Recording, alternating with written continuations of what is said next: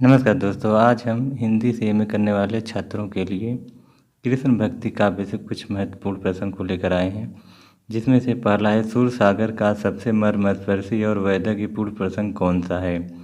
चार ऑप्शन है श्री कृष्ण की बाल लीला, वात्सल्य वर्णन, भ्रमर गीत प्रसंग, राधा कृष्ण का संयोग वर्णन। तो इन चारों में से सही है सी, भ्रमर गीत प्रसंग। तो अगला है किस भक्त कवि के पद सुनकर अकबर ने उसे अपने दरबार फतेहपुर सिकरी आमंत्रित किया। तो दूसरे का हो जाएगा कुंभन दास। राधा वल्लभ संप्रदाय के संस्थापक कौन है। तो राधा वल्लभ संप्रदाय के संस्थापक हेतु हरिवंश हैं। अगला है सूरदास का जन्म कहाँ हुआ था। तो चौथे का हो जाएगा सूरदास का जन्म सीही में हुआ था। अगला है निम्नलिखित में कौन सी रचना सूरदास की नहीं है। तो पाँचवें का हो जाएगा कृष्ण लहरी सूरदास की नहीं है। अगला है रसखान का मूल नाम क्या था। तो छठे का हो जाएगा सैयद इब्राहिम रसखान का मूल नाम था। अगला है कृष्ण भक्ति काव्य में प्रमुखतः किस काव्य शैली का प्रयोग हुआ है। तो सातवें का हो जाएगा गीति काव्य शैली का प्रयोग हुआ है। अगला है कृष्ण भक्ति काव्य में तथा कथा का मूल स्रोत क्या है। तो कृष्ण भक्ति काव्य में कथा का मूल स्रोत ये हो जाएगा श्रीमद् भागवत। अगला है कृष्ण भक्ति काव्य में वर्णित भ्रमर गीत का मुख्य प्रतिपाद्य है। तो नौवें का हो जाएगा सगुण उपासना की प्रतिष्ठा। अगला है सूरदास वात्सल्य रस के एक छत्र सम्राट हैं, यह कथन किसका है। तो 10वें का हो जाएगा ये रामचंद्र शुक्ल का है। सूरदास द्वारा रचित दृष्टकूट पदों का अर्थ है। तो 11वें का हो जाएगा बी अर्थ गोपन शैली के पद। अगला है सूरदास मात्र हृदय का चित्र खींचने में अपनी सानी नहीं रखते, हजारी प्रसाद द्विवेदी का यह कथन किस संदर्भ में है। तो 12वें का ये हो जाएगा बी सॉरी 12वें का हो जाएगा वात्सल्य वर्णन बी। कृष्ण भक्ति काव्य में वर्णित भ्रमर गीत का अर्थ है।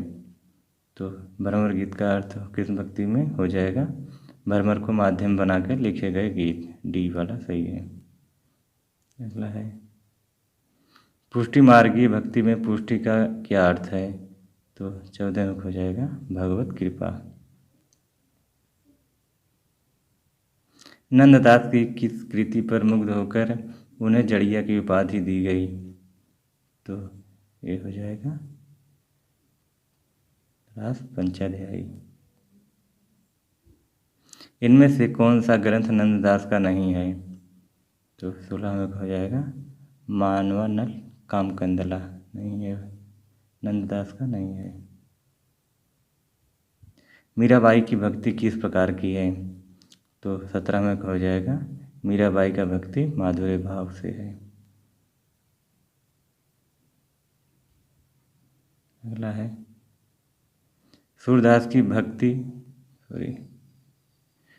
भक्ति पद्धति का मेरुदंड पुष्टि मार्ग ही है, यह कथन किसका है। तो हो जाएगा 18वें का डी आचार्य रामचंद्र शुक्ल का। उज्ज्वल नीलमणि के रचयिता कौन है। तो उज्ज्वल नीलमणि के रचयिता रूप गोस्वामी हैं। अगला है मध्यकाल की किस मुसलमान कवि ने कृष्ण भक्ति साहित्य की रचना की। तो ये हो जाएगा सी रसखान ने की थी।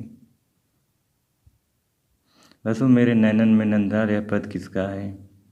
तो बसो मेरे नंदन में नंदलाल यह रस हो जाएगा, यह पद हो जाएगा मीराबाई का। इन मुसलमान हरिजन पर कोटिन हिंदुवार्य भारतेंदु जी ने यह पंक्ति किस कवि के लिए कही है। तो यह पंक्ति रसखान के लिए कही गई है। अगला है रसखान का जन्म कब हुआ था। तो तो 23 में का हो जाएगा। रस खान का जन्म 1533 ईस्वी में हुआ था। अगला है, मीरा का अंतिम समय किस मंदिर में व्यतीत हुआ था? तो 24 में हो जाएगा। मीरा का अंतिम समय रणछोड़ मंदिर में हुआ था।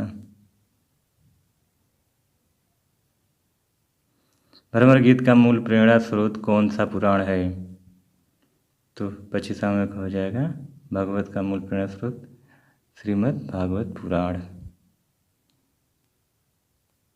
26वां है, भक्तमाल के रचयिता इनमें से कौन है?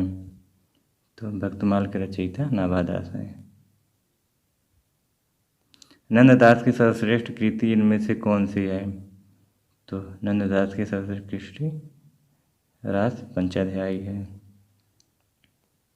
सूरसागर का काव्य रूप क्या है?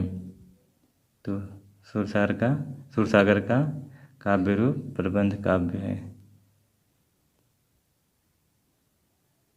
नंददास ने किस ग्रंथ में रास लीला की आध्यात्मिक व्याख्या करते हुए कृष्ण, वृंदावन, मुरली गोपी आदि में प्रतीक मानकर आध्यात्मिकता से जुड़ा है? तो इसका हो जाएगा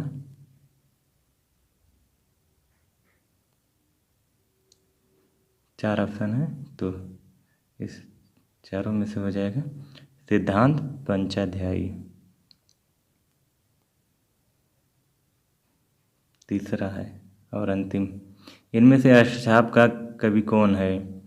तो अष्टछाप कवि चारों में से परमानंद दास जी हैं। तो दोस्तों आज के लिए बस इतना ही, फिर मिलेंगे अगले वीडियो में। तब तक के लिए नमस्कार।